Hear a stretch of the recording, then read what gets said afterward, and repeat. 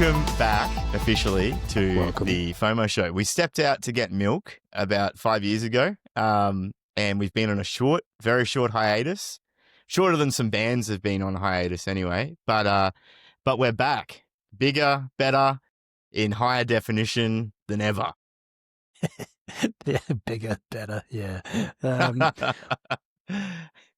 So the last time, I mean, most people, whoever's watching this, will have no idea or probably won't even remember where the music stopped. But this is actually episode 69 of the FOMO Show. So we ran the FOMO Show for a number of years, from 2017 to 2020. And then we went away and we started a company. And of course, as these things go, the company took first priority and we threw ourselves into that. And FOMO Show went on hiatus. But we've been busy doing that. We've been busy building a company called OneQode. Yeah. Well, talk to a little bit more about what's been going on at the business. Like, what sort of changed over the last 5 years? Because showing the site of what we built, what's happened?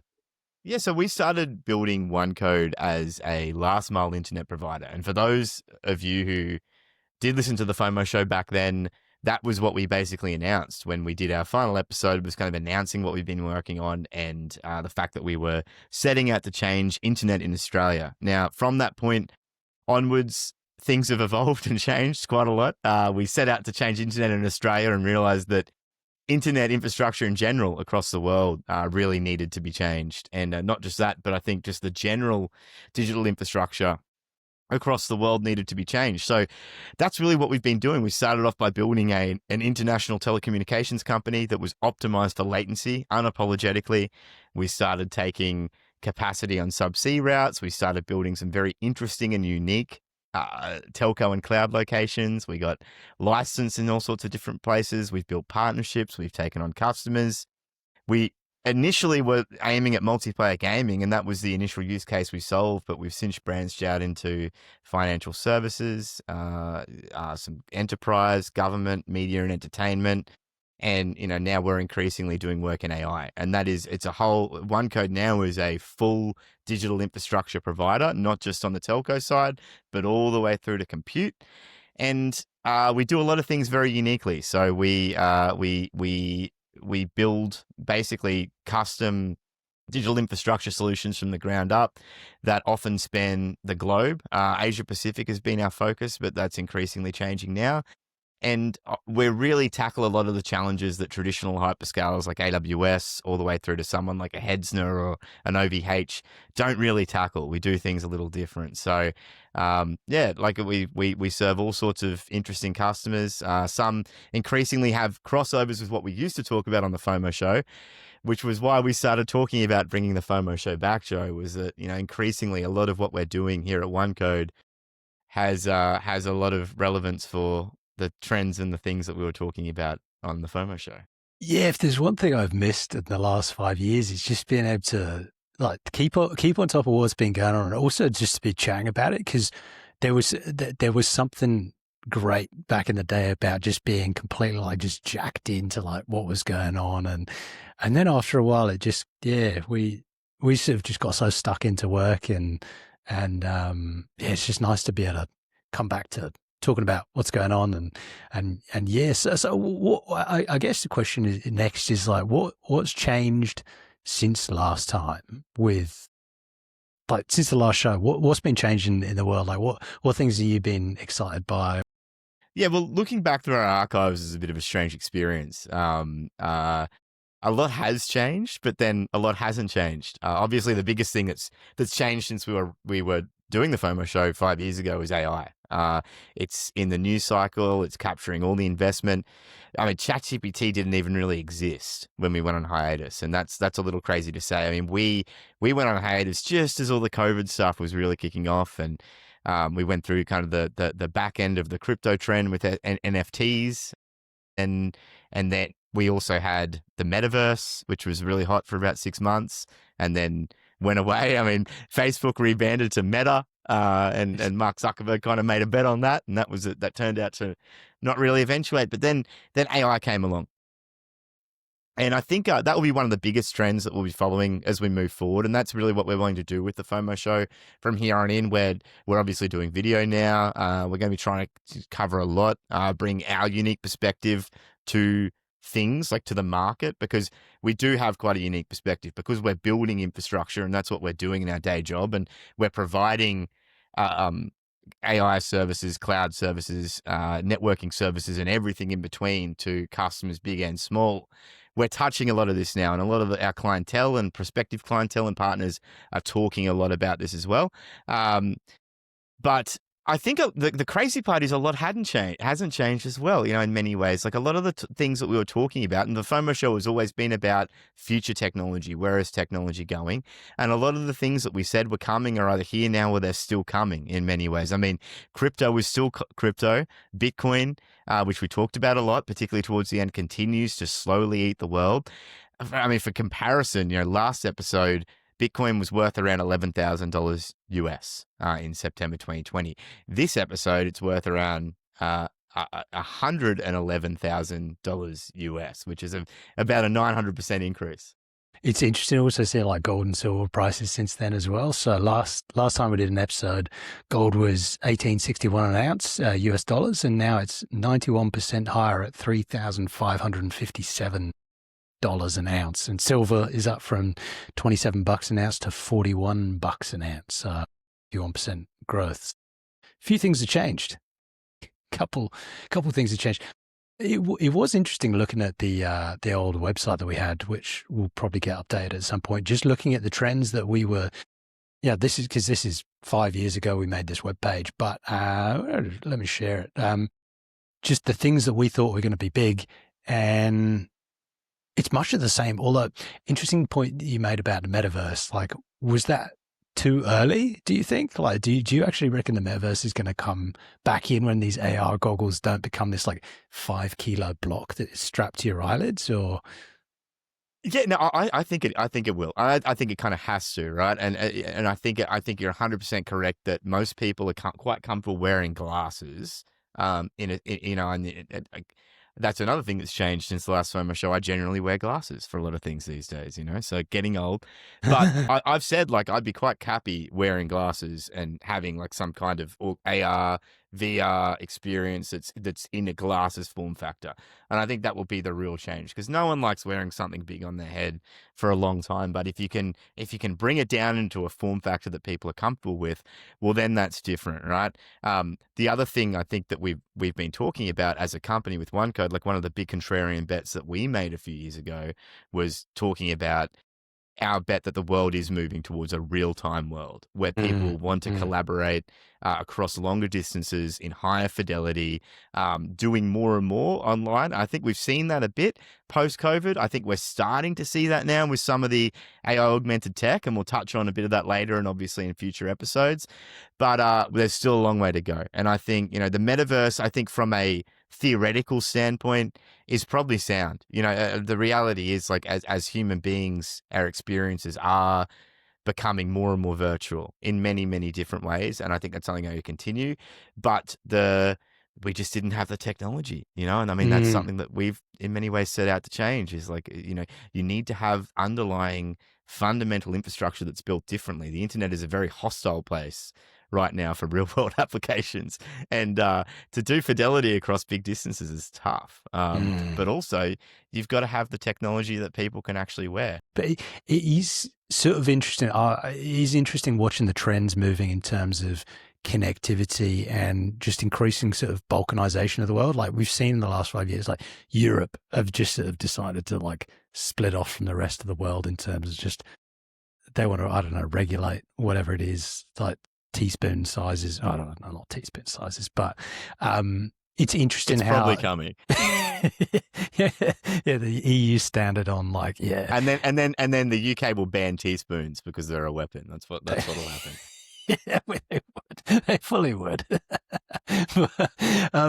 But yeah, it is just interesting because as a network operator working in multiple different jurisdictions, as these jurisdictions are sort of splitting off from each other, like we, having connectivity into China as well as into an America and trying to bridge the gap between them. But Yeah, because I guess at the end of the day, like it's talking about that the real time world aspect of things. We haven't worked in an office since before the last show was filmed, but now we work in a virtual office that's like a mixture of Zoom and Pokemon. So we sort of walk around this little world, and that's all possible thanks to the way that networks are getting to now. And it's all about the connectivity at the end of the day that's underlying all of this. But with that, with all this new stuff that's coming out, with gaming, with AI, with all of these enterprise real-time applications, it really comes down to like how fast the computation is underneath it and where it's located. So, and it's one thing we found building this business is it's all about, there's the office. Just for those of you who aren't watching on video, I'm just sharing a little look at our office here. So this is the OneQode office. You can see I'm kind of walking around the office here. We've got different bits and pieces. It's a custom built map, and I won't demo it on here, but you can, and it's a little bit of we're recording at a bit of a weird hour at the moment, but you can basically walk around, you get in range of someone and a video chat window pops up, and this is how we've been able to run a company effectively decentralized with engineers all around the world and departments all around the world. It's our own little metaverse, you know. So to your point about metaverse earlier, like some of the things are here, you know, they are here now. So I guess like looking forward for what we want to do with the FOMO show, there's a lot of macro trends that we want to touch on and maybe do a little bit of a deeper dive. We're obviously seeing the world from a very unique perspective now because we're out there kind of building a lot of this infrastructure and engaging with people who are operating at a different kind of level. You know, like they're wanting to get things achieved globally or locally, and that's really interesting to us. And those are things that we'd like to talk about. The balkanization of compute, for example, is one trend that we're tracking closely and intersects a lot with a lot of what we do. I mean, you're seeing this where like the AI is pushing a lot of things forward very quickly, right? And it's relatively unchecked, which, you know, a lot of us would argue is a good thing. Let the market kind of deal with this. But we're seeing from a nation state level that sovereignty is becoming increasingly important, and a lot of countries are starting to ask about, well, where does our compute sit? Who controls our compute? Who's controlling the models? And you've seen this a lot with kind of the internet infrastructure and the broader compute infrastructure in general, particularly with hyperscalers like AWS, Google Cloud, Azure, a lot of these bigger companies where, you know, for a region, even somewhere as well developed as Europe, there may only be 2 or 3 locations where you can actually get compute in those places, and they're within certain countries. And so for a lot of the countries that don't have local compute, it's becoming an area of concern because, you know, they're saying, well, what happens if something goes wrong and like we can't get access to our own data? And you're seeing that more and more exacerbated in other places like Africa, Asia, Oceania, and South America, where a lot of countries have been sending things to North America and to Europe. And now as AI kind of comes into the picture and a lot of these AI models are getting quite sensitive data, there's processing happening in certain places, people are trying to legislate things. The location of compute is becoming really important, and this kind of intersection between, technology advancement, regulation, sovereignty, it's all kind of heading for a bit of a collision course. So that's like a macro trend that we'd like to look at a little more. But I think there's a lot of others. I mean, Joe, you've talked a fair bit about energy. You know, this is something that you track somewhat closely as well, right? Yeah, I'd love to. Yeah, super closely. Yeah, no, but it is interesting, and just like where, even just since the last episode, like because all of this stuff, the AI, all the rest of it, it's all just running off. Like it all just needs energy, like, and a lot of it. But last episode we recorded in September 2020, it was energy in the United States on average is now 37% more expensive for electricity, and that's all. Yeah, driving into the cost of this stuff underneath. But it's been very interesting the last few years seeing changes in like the nuclear conversation is coming a lot more open. There's small modular reactor advancements that have been really interesting.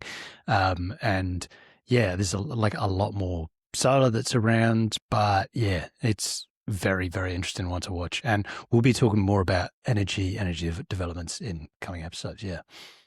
Why don't we Cool. touch on some news, things that have been happening lately that are standing out to us? Yeah, so this will be the format that we'll return to more from this episode's a little bit of a different one because we've been gone for so long, but in a similar kind of style to previously on the FOMO show,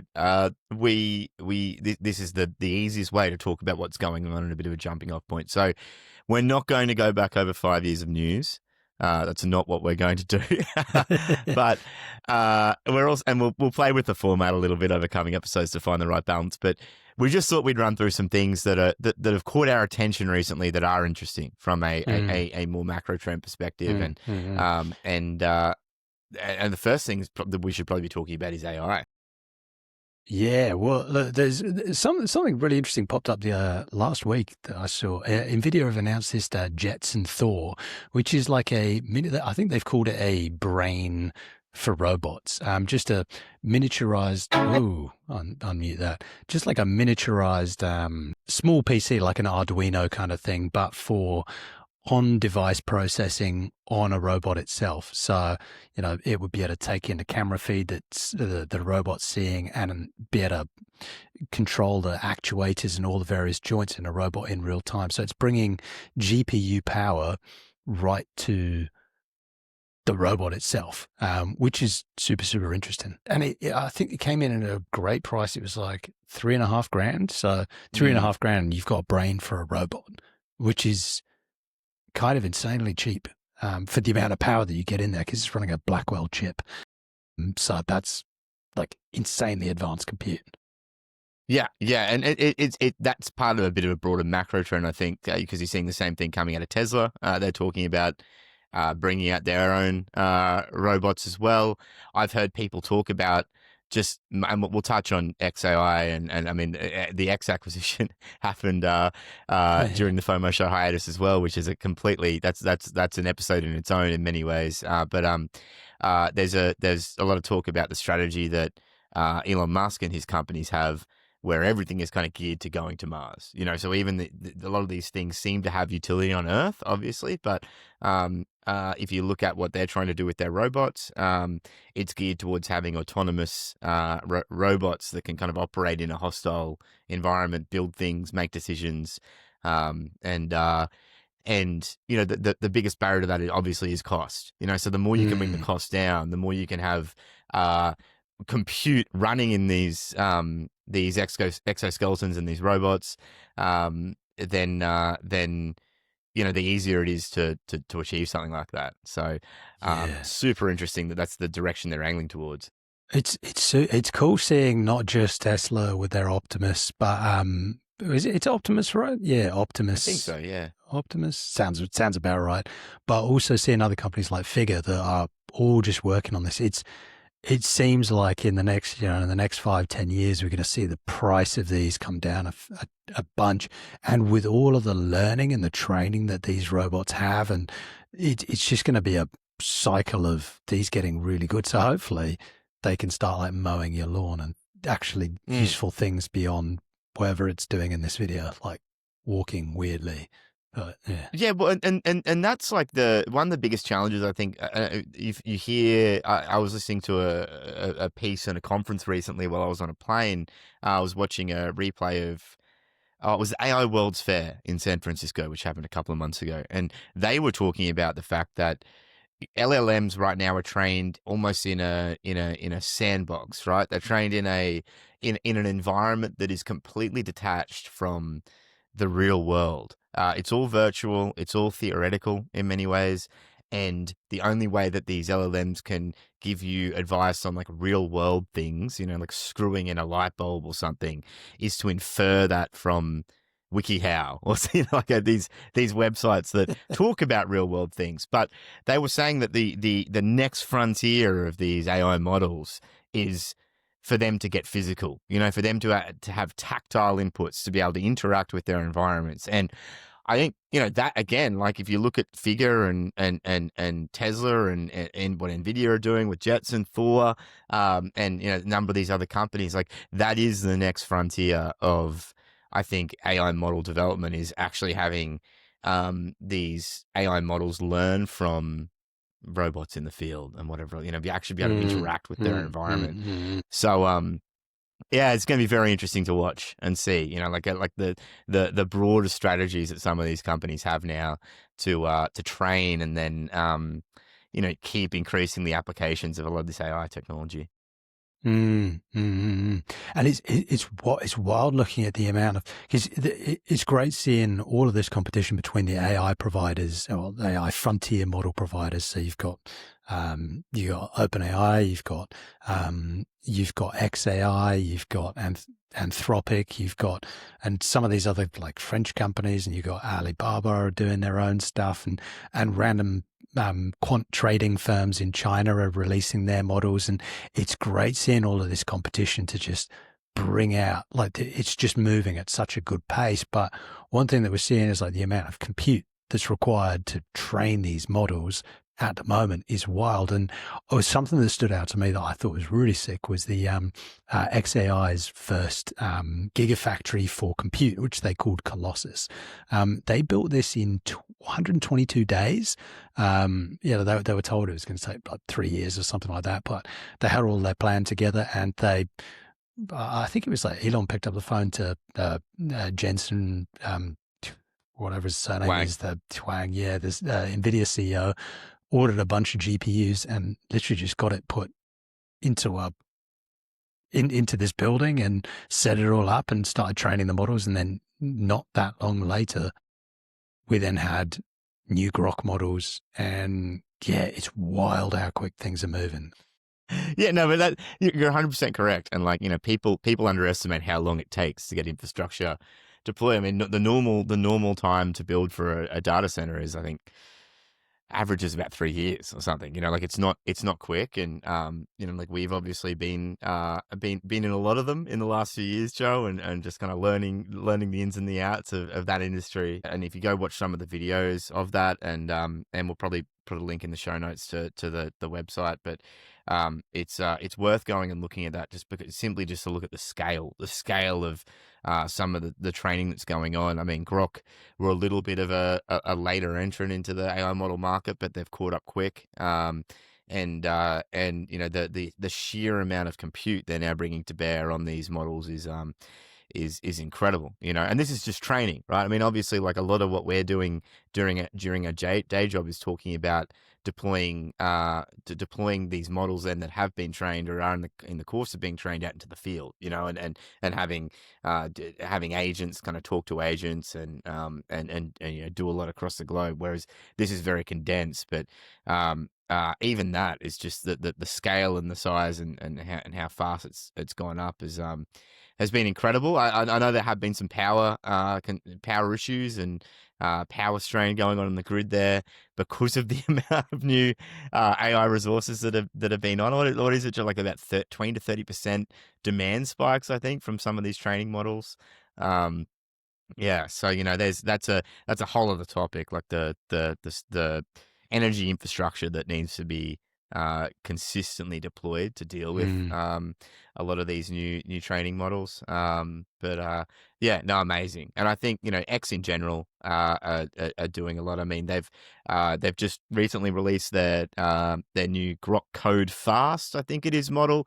I mentioned Claude Code earlier. We've been users of Claude Code internally for a little while, which is like an AI programming model released by Anthropic. It runs in the terminal, so it's not like an IDE like a lot of people are used to programming in. It's a terminal application, and Grok don't really have anything for that. They've been releasing the model to other coding platforms, including IDEs and terminal-based platforms like OpenCode and Crush, which we've both looked at. But it sounds like it's quite close to Grok Code being released to kind of compete with that as well. So, X, which was Twitter, and now XAI, which bought X, there's a bit of a parent subsidiary thing going on there. But they're kind of going after everything right now in the AI space. And then obviously we've talked about robotics. There's a big master plan there from Elon, and it's been really interesting kind of watching it all bake out. And us as consumers, we've been benefiting from it, I think, particularly as business consumers. So there's two sides to it. I feel like one half of it is you kind of want to get fully jacked into the machine and just see all this, like be blown away by all this cool stuff. And the other part of you just wants to move out to the woods in the middle of nowhere and just completely disconnect from everything. It's just, I feel like there are two people inside of you, and any given day. And it's funny you say that, because I think I think everyone, I mean, obviously, like we, in our previous FOMO Show episodes, we spent a fair bit of time on privacy and security, right? And that's something I think we've all been a little challenged with in these last few years, is like, how much do we give over? You hear stories about Google introducing another set of glasses maybe that are going to like just monitor everything, basically just be able to monitor everything. They did it at a recent announcement. I won't say Google it, ChatGPT it if you need to look it up. But they did a recent event, and they had this lady on stage who was walking around, and she was like, "Oh, where did I leave my keys?" And then Gemini, which was in the glasses, told her, "Oh, you left them on the counter back over there." And like, and I've got like goosebumps. I was like, that's too much, But I think there is there is definitely a push from, and you're seeing OpenAI talk about something similar, where they're talking about having something, I think, hangs around your neck or sits on your desk, and it's kind of monitoring everything, and you're going to get suggestions from it all the time. And so, like, if you really want to put yourself entirely into the machine, then you can. I think increasingly that's going to be the case, but everyone, I think, is struggling with this, both from an individual standpoint. It's like, how much do I give over? We've talked about Proton before, previously on the show. They've expanded their suite of offerings a lot in the last 5 years, including they've got a Bitcoin product now. They've really lent into the privacy, and I see they've got a model now that's apparently verifiably private. But so individuals are definitely, including ourselves, are struggling with a lot of this stuff, like how much do we give over? But I think even in the corporate world, a lot of companies who are looking at how do we onboard AI are also struggling with this, because and governments are doing the same thing, because right now you've almost got this these two different worlds. You've got the closed source US centric world, which is like your Anthropic, Google, OpenAI, and Grok, and a couple of others mixed in there.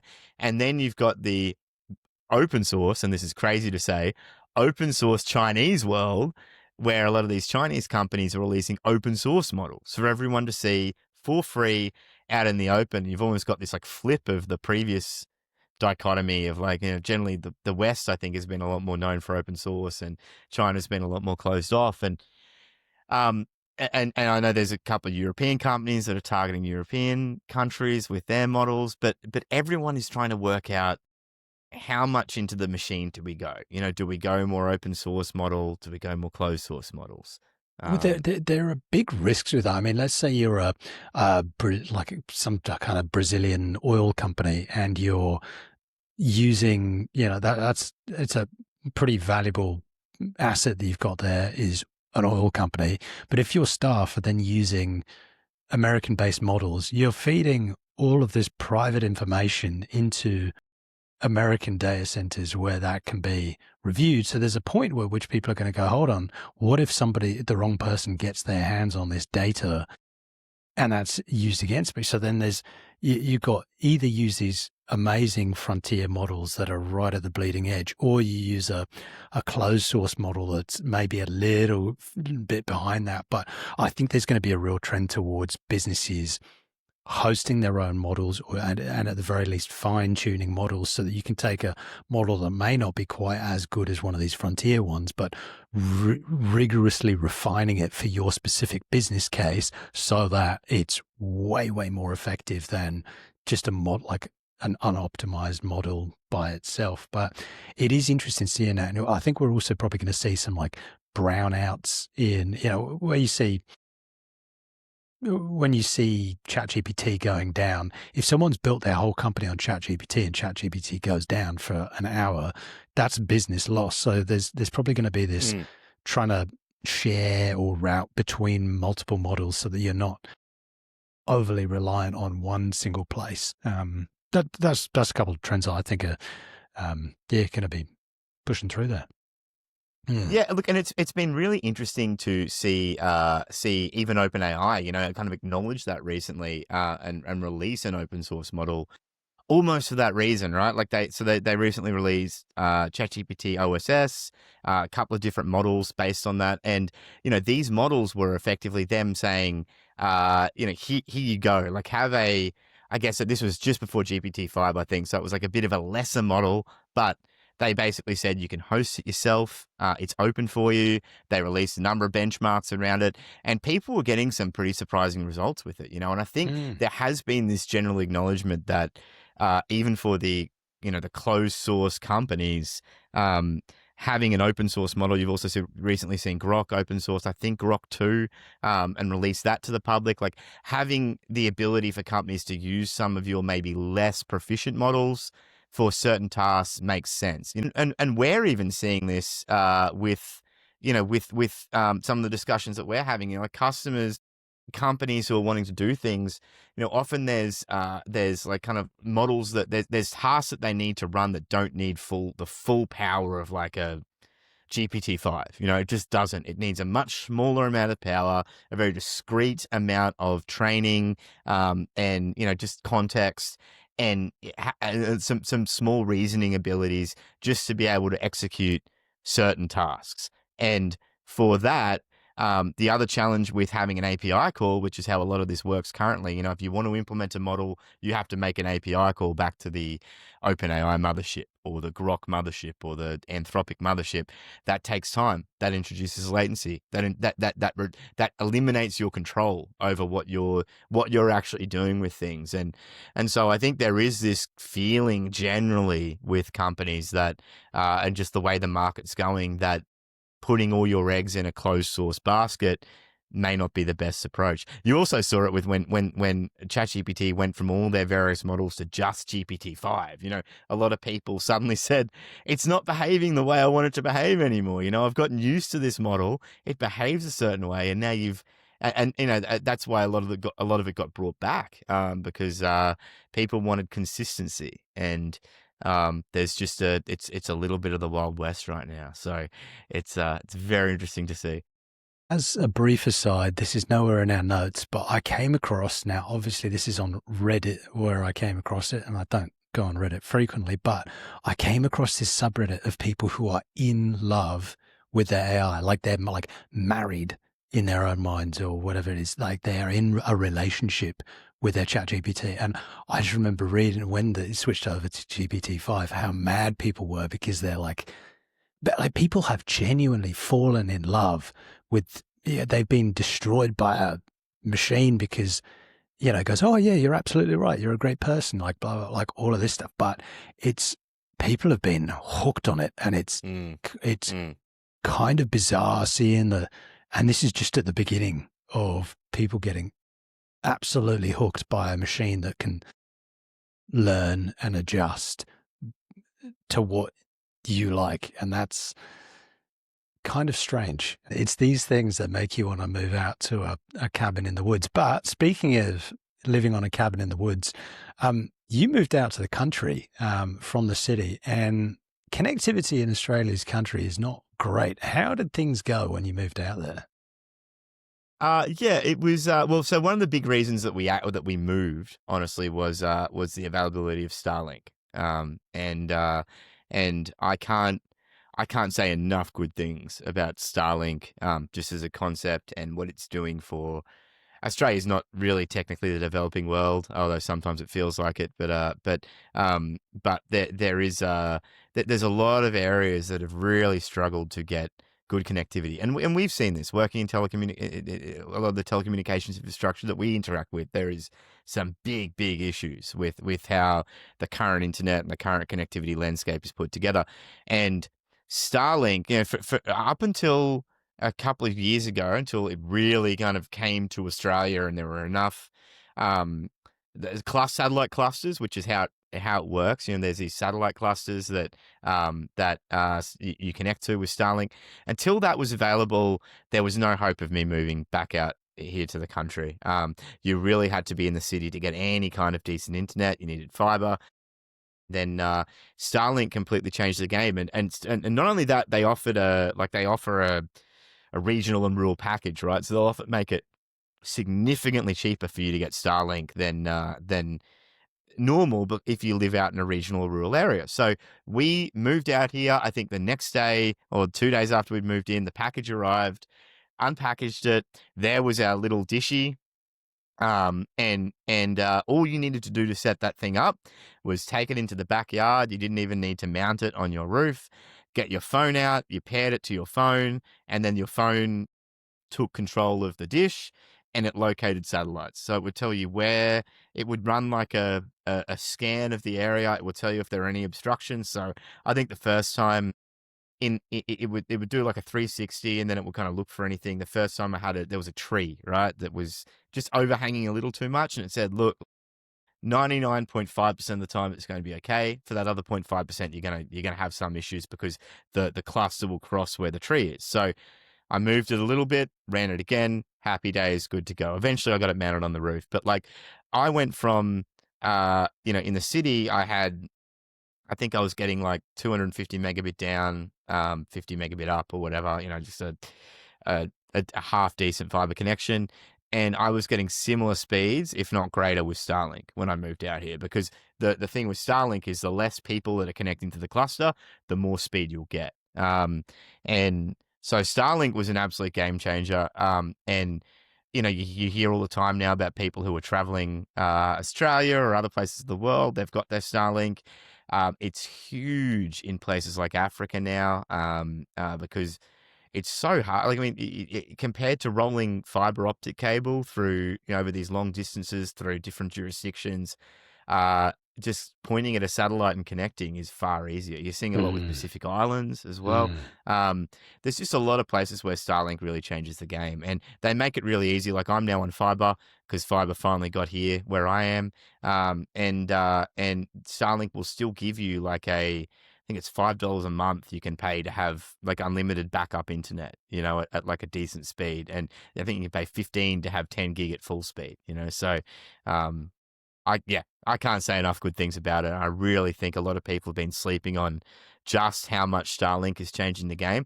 And, there's projects that we're looking at now where, Starlink is an integral part because it's the only thing that works reliably in remote locations, particularly in things like mining, oil and gas, a lot of these like large scale global projects.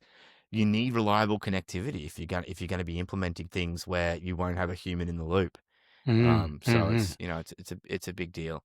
Yeah, it's definitely. I think there's two areas where I've seen it being really interesting. Yeah, one is that sort of almost Internet of Things, or like just like having, if you're if you're an infrastructure provider in terms of like water infrastructure, like you run a dam or some kind of a power station that's out remotely, you can just point your Starlink at the sky. It only costs a small amount a month to get that data sent across. And that's one area that's wild. The other is the maritime side. Like, it's completely changed shipping. People used to be stuck with Iridium satellites or stuff like that, paying exorbitant amounts and not getting good performance. Now these people are, they just plug it in on their yachts or on their boats, and they can watch Netflix on the ocean, which is where previously, if you know people have gone out on the oceans, they'd have to download all their movies, then get on their boat for their 6-month travels. Now that's kind of a thing of the past, which is great. Even on airlines too. I mean, I flew I can't remember who I was flying with, but they were equipped with Starlink, and it was amazing to the point where I was, shout out to Qantas, who still don't have Wi-Fi on international flights. Great work, guys. But for those that do, a lot of that's still running on the higher Earth, like the higher satellites.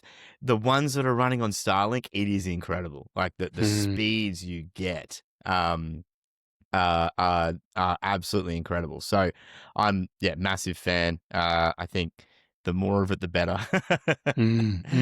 Yeah. Very cool seeing the upgrades they're making, like to the tech, to the way they're doing the service, and even just the inter-satellite links that they're running as well. Like it's really opening things up in space. So yeah, more things going on there.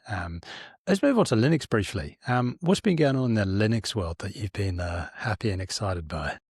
Yeah. So I guess this is kind of keeping with our open source theme, and just kind of seeing. Like I said, I've been a long suffering, long time advocate for Linux. I just think that the compute, like your computer, is your most important thing. It's what you interact with everything with, and you want it to be as effective and also as privacy respecting as possible. And if you don't want to get much into anything, you don't have to. But if you really want to dig deep, you're able to as well. And I think Linux offers that. It's what the reasons all the servers run on Linux. But increasingly, we're seeing now more and more people go to Linux for desktops. And this is in our notes, but I did see recently that Steam, for example, which is the kind of synonymous with PC gaming, recently released a survey, and I think the numbers were up around like 3% now of people are running Steam on Linux. So like, and that's up from like, I think it was like 0.7% only a couple of years ago. So things are moving, and one of the big things that's changed is there's a new distribution out called Omarchi, and Omarchi has been developed by Wait, DHH? Oh yeah, DHH. There we go. DHH is the developer famous for building Ruby on Rails. He's built Basecamp, him and his companies. He's done several other things, and they've recently been working on this distribution, which is based on Arch, which, again, I'm showing my bias here, I think is the best, most solid Arch distribution out there.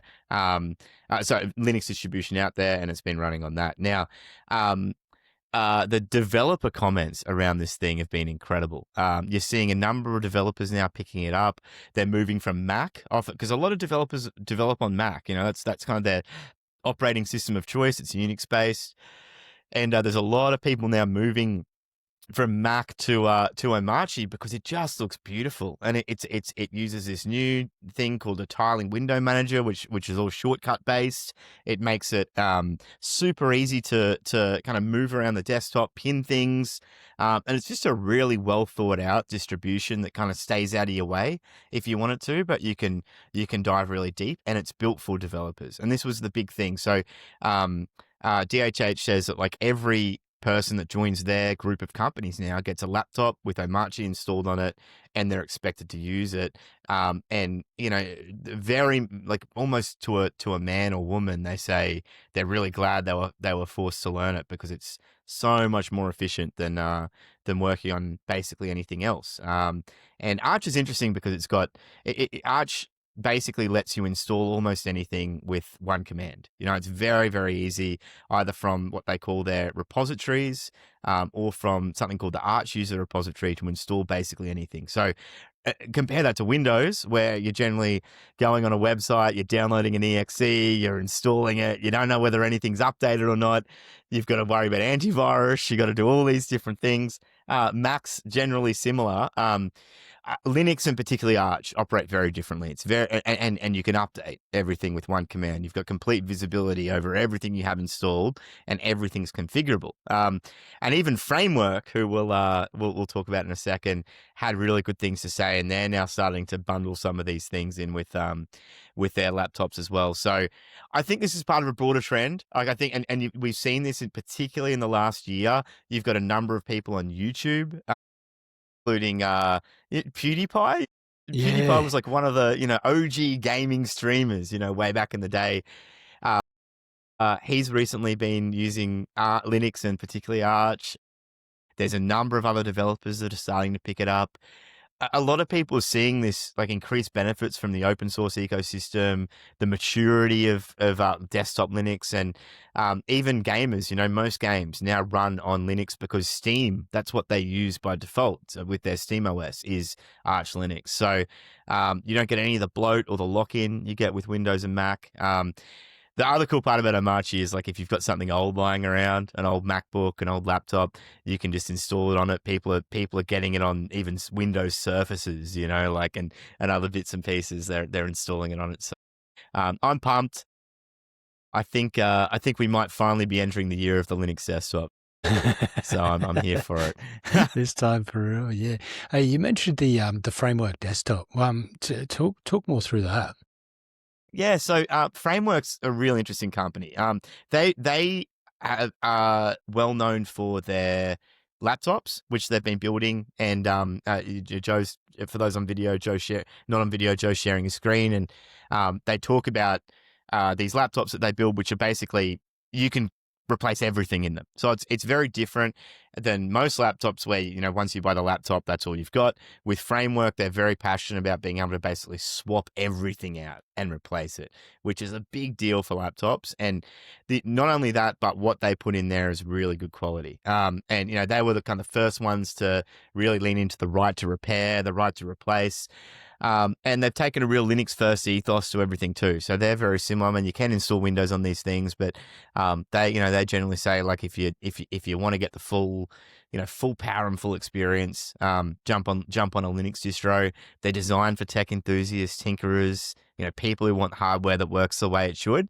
And they've just released a desktop, and I think they're already up to like 15 batches of pre-orders now. So like this thing is moving like hotcakes, and it's tiny. Like Joe's got it up on the screen right now. If you look at it, it's not that big, and it packs a serious punch. So it's designed to be a desktop PC that can fit in your backpack and you can take effectively anywhere. It's kind of designed to be almost like a laptop that isn't a laptop. You still need a screen, but they've been working directly with AMD, and the big thing about this new desktop is they're putting the new Ryzen AI 300 or 400 series into these things, and these processors, they're kind of integrated, but they've got an iGPU in them, and it's got a huge amount of RAM. Like, I think, the RAM in these things, I think goes up to like 128 gig of onboard RAM in this kind of like combined CPU, GPU, Ryzen AI Max. I think they're running the 395s in them at the moment. And so these things are specifically designed for AI workloads. They're designed for people who want to run models on their machine. So, those open source models that we talked about earlier. And the specs are just amazing. And they're also kind of squarely aimed at Apple's M4, which is, a lot of the Apple enthusiasts will talk about the M4. It's an ARM chip. It's super powerful as well. But it also costs you $10,000 or something around there, right? And you have to use OS X, so you're kind of locked into the Mac ecosystem there. But it looks awesome, and the early reviews have been great. There's some great videos out there with people. I saw one where a guy had he'd put them. You can rack mount them, so like they're designed in a form factor that you can have 4 rack units, and you can stick them in the other way. And I think you can fit 5 or 6 in a 4 rack unit mount. And the video I saw, the guy had put it in a switch, and he'd paired 5 of them together, and he was running Quen's biggest open source AI model on it, and getting pretty decent results. So, there's a drawback, like it's an integrated GPU. It's not a standalone GPU, but it's super efficient. It's fun, and again, it's kind of designed for use, particularly with Linux distros. So, if you're looking at a kind of something new for desktops, if you're a tinkerer, if you're looking to run AI models on your own, I definitely recommend giving it a go. It looks super cool. Give it a look. Yeah, I'm just a big fan of Framework. I think they've cracked the code on open, sustainable hardware in a way that no one else really does. Yeah, definitely worth checking out. Yeah, no, looks sick. Going forward, what we want to do is we want to really use the FOMO show to talk about things that intrigue us, things that are going on in the world, but also that we feel like we have a bit of a unique perspective on. And there's because there's a lot of, there's AI shows out there right now. For example, AI podcasts, AI videos are a dime a dozen. There's plenty of people who are doing that. They're keeping you up to date with the latest in AI news. what the new models are, all sorts of things like that. And don't get me wrong, I love a lot of that content. That's content that I consume on a daily basis. But what I don't think gets explored enough are a lot of the underlying fundamental trends under that and what's going on behind the scenes. You're getting almost this like sugar hit of like, here's the latest thing, here's the latest thing. But there's a lot more going on behind the scenes that I think is fascinating. And that's really, I think, what we want to focus on with the FOMO show, because this show's always been about looking forward. It's always been about looking at what's coming. And I think if you're running a business, if you're involved in the professional world somehow, yes, there's a place for understanding what's here right now. I think there is even more of a place, though, for understanding where things are going, where things are headed. Because if you can understand that, you can position yourself accordingly. And there's a lot to be done, a lot of success to be had by understanding not just what's going on right now, but where things are going, and you can kind of move towards there. Yeah. Yeah. There's been something wild just over the last number of years where we've been working at this sort of foundational level of infrastructure, building a network, building a cloud platform, building, just seeing what's underneath, behind the scenes. And then that touches on data center, energy, connectivity, real time.